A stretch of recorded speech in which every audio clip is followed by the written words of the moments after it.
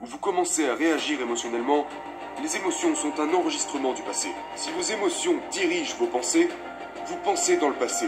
Et si vous ne pouvez pas penser au-delà de ce que vous ressentez, et que vous croyez que les pensées ont quelque chose à voir avec votre destinée, alors vous ne ferez que reproduire votre passé. Les hormones de stress poussent les boutons génétiques qui créent la maladie. Et si vous pouvez activer la réponse au stress rien qu'avec vos pensées vous rendront malade. Et si vos pensées peuvent vous rendre malade, il est aussi possible qu'elles puissent vous guérir. Vous devez casser cette habitude d'être vous-même. Arrêtez d'être cette personne. Nous ne voyons pas les choses comme elles sont, nous voyons les choses comme nous sommes. Alors quand vous commencez à changer vos circuits, vous percevez davantage la réalité.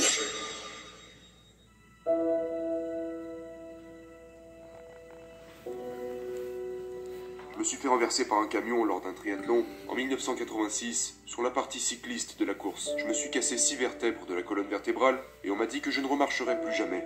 Et la procédure chirurgicale typique pour les fractures multiples au niveau de la colonne vertébrale est assez délicate. Donc ils ont vissé des longues tiges en acier inoxydable dans mes vertèbres qui permettaient ainsi à ma colonne de rester en place.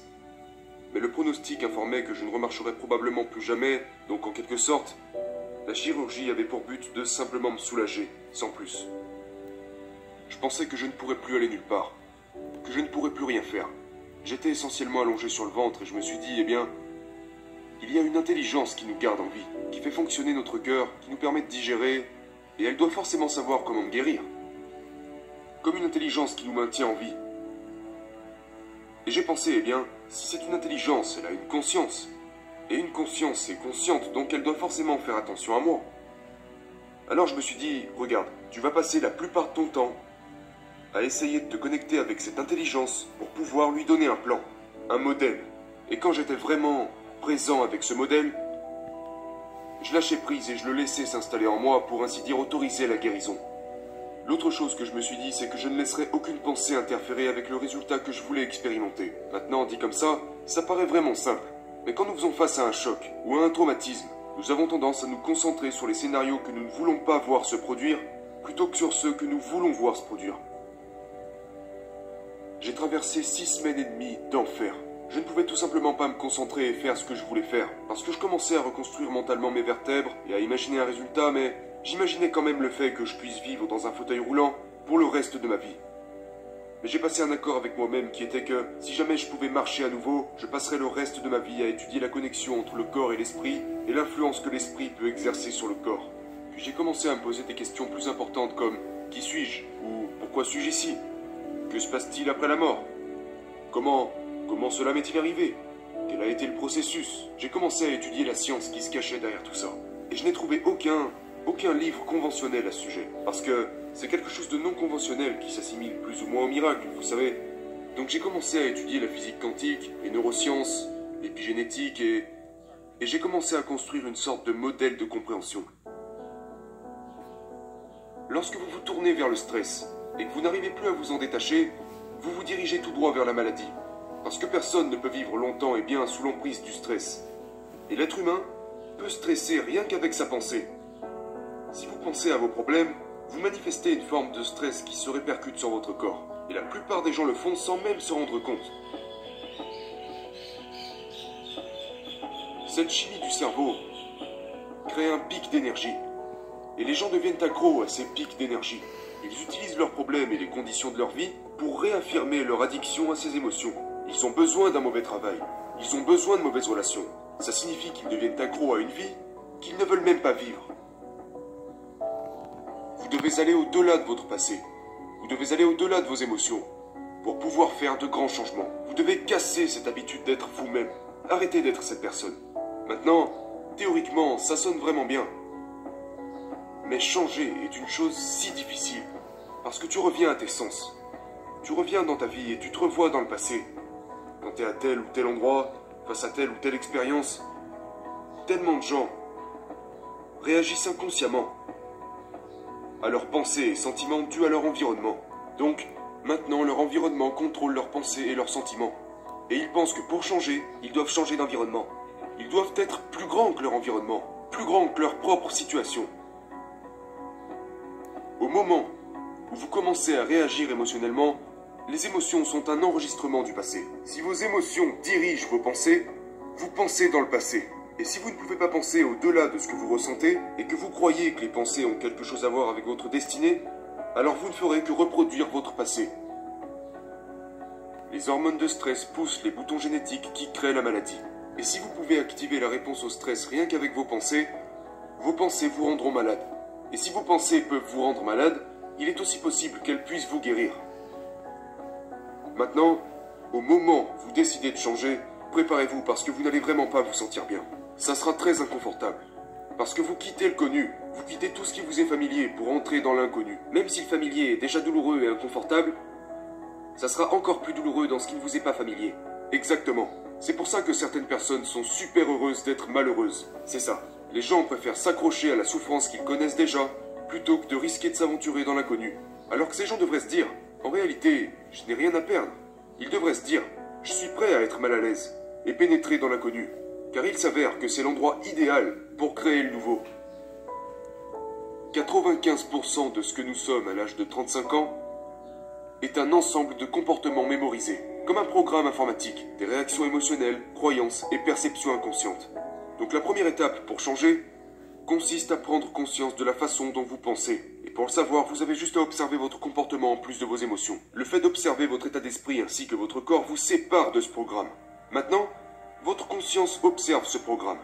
Et vous devenez plus conscient de vos comportements inconscients. Et cette première étape créera d'énormes quantités de chaos dans votre cerveau et votre corps. Le problème, c'est que les gens ont tendance à rapidement revenir à leurs vieilles habitudes, les mêmes émotions et comportements parce que ils se sentent mieux avec ce qui leur est familier. Et s'ils y arrivent, alors ils doivent se demander « Ok, maintenant que je suis conscient, je dois me réinventer. » Maintenant, c'est vraiment important parce qu'ils peuvent s'asseoir et penser « Eh bien, ok, qui est-ce que j'admire ? Il y a plein de gens formidables que nous pouvons prendre comme modèle. Quelles sont les nouvelles qualités et caractéristiques que je souhaiterais acquérir ? Comment vais-je changer ? Vous savez, à quoi pourrais-je ressembler ? Commencez à penser, comment devrais-je être dans cette nouvelle vie ? Qu'est-ce que je vais changer à propos de moi-même ? Maintenant, il y a ce phénomène intéressant qui est que si vous fermez les yeux et que vous commencez à penser à faire quelque chose, si vous êtes un athlète, vous allez tout de suite comprendre. Si vous avez des antécédents dans le football, quand vous deviez courir une certaine distance ou quand vous deviez faire quelque chose en particulier, vous le visualisiez d'abord dans votre esprit. Il s'avère que le fait de répéter mentalement quelque chose quand vous êtes vraiment présent, votre cerveau ne fait en fait pas la différence entre ce qui se passe à l'extérieur et ce qui se passe à l'intérieur de vous. En fait, votre cerveau va commencer à le voir comme si vous l'aviez fait durant les 5 derniers jours, alors que vous n'avez jamais parcouru cette course. Et dans ce cas-là, votre cerveau n'est plus un enregistrement du passé, parce qu'il l'est habituellement, il devient un schéma du futur. Vous préparez votre cerveau, et il devient réellement une plateforme de travail. Nous avons fait une expérience à ce sujet. Vous savez, prenez un groupe de gens qui n'ont jamais joué de piano de leur vie, et vous les divisez en 2 groupes. Pour le premier groupe, vous leur apprenez les gammes et accords de base, et vous leur faites passer des scanners cérébraux. Ils viennent et pratiquent 2 heures par jour pendant 5 jours. Et à la fin des 5 jours, si vous leur refaites passer des scanners cérébraux, ils ont en fait développé de nouveaux circuits dans le côté opposé de leur cerveau. Rien de magique, vous apprenez simplement quelque chose de nouveau. Apprendre, c'est créer de nouvelles connexions neuronales. Vous recevez des instructions, vous appliquez ces instructions, y impliquez votre corps et vous en tirez une expérience. Une expérience qui enrichit votre cerveau. Si vous faites attention à ce que vous faites et que vous le répétez, vous créez en fait de nouveaux circuits. Maintenant, vous prenez l'autre groupe de gens. Ils viennent et pratiquent 2 heures par jour pendant 5 jours, et vous leur faites également passer un scanner cérébral avant et après l'expérience. Mais la différence avec le premier groupe, c'est qu'ils ne vont pas toucher le piano. Ils ferment les yeux et se visualisent mentalement en train d'apprendre leurs gammes et accords. Et à la fin de ces 5 jours, ils ont développé la même quantité de circuits neuronaux que les personnes qui ont réellement pratiqué le piano. Qu'est-ce que ça veut dire ? Ça ne veut pas seulement dire qu'ils ont modifié leur cerveau en pensant différemment, mais que leurs cerveaux ont réellement cru qu'ils ont joué du piano pendant 5 jours. Maintenant, mettez-les devant un piano, sachant qu'ils n'en ont jamais joué auparavant. Ils joueront parfaitement les gammes et accords en question, parce que leur cerveau a été câblé pour cela, parce qu'ils se sont visualisés en train de le faire. Quelles sont alors les caractéristiques requises pour se plonger dans cet état créatif ? Tout commence par créer de nouveaux circuits correspondant à une nouvelle personnalité. Et cette nouvelle personnalité se connecte à votre nouvelle réalité personnelle. Vous devenez littéralement quelqu'un d'autre. Et maintenant, vous refusez les gènes de la maladie et vous développez de meilleurs gènes. Donc, j'ai réalisé que ce processus de réinvention est exactement ce que nous avons toujours fait. C'est juste que nous sommes complaisants dans certains domaines de notre vie et nous nous arrêtons. Maintenant, la dernière chose que ces gens ont en commun, c'est que lors de ce processus de répétition, il y a de longs moments où ils perdent la notion du temps et de l'espace. Autrement dit, ils sont tellement impliqués dans leur monde intérieur, leur imagination, que lorsqu'ils rallument la lumière de la pièce dans laquelle ils se trouvaient, ou qu'ils réouvrent les yeux, ou peu importe, ils pensaient qu'il s'était écoulé 20 minutes au mieux, mais il s'était écoulé 1 h 20 minutes.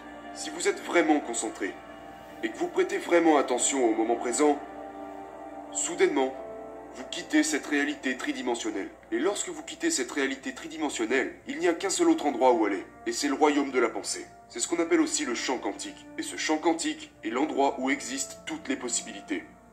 Donc il se connectait à un champ d'information qui avait tout à voir avec le premier principe, qui est que cette intelligence invisible est à la fois en nous et autour de nous, le personnel et l'universel. C'est le champ unificateur qui régit tout ce qui est matériel dans ce monde. Et c'est comme ça que vous changez quelque chose de matériel. Ça signifie que pour guérir votre corps, vous devez aller au-delà de votre corps. Parce que si vous essayez de guérir votre corps avec votre corps, il y a une chose que je peux vous garantir, c'est que ça va prendre du temps. Parce que vous jouez selon les règles de la physique, alors que vous pourriez jouer selon les règles quantiques. L'énergie dicte la matière. Alors quand vous êtes vraiment conscient et que vous souhaitez faire des changements à partir de là, que ce soit neurologiquement, biologiquement, chimiquement, hormonalement, génétiquement, le changement désiré se produira beaucoup plus rapidement.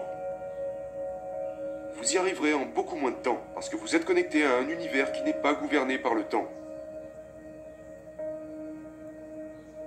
Et d'un seul coup, vous pouvez percevoir un changement de réalité. Parce que vous commencez à voir des choses qui ont toujours existé, mais vous n'aviez pas encore les circuits permettant de les percevoir. Pourquoi ? Parce que l'événement intérieur est une expérience, et l'expérience enrichit le cerveau. Nous ne voyons pas les choses comme elles sont, nous voyons les choses comme nous sommes. Alors quand vous commencez à changer vos circuits, vous percevez davantage la réalité. Vous devez être plus grand que votre environnement. Vous devez maintenir cet état dans lequel vous êtes plus grand que vos habitudes, que vos émotions et votre corps.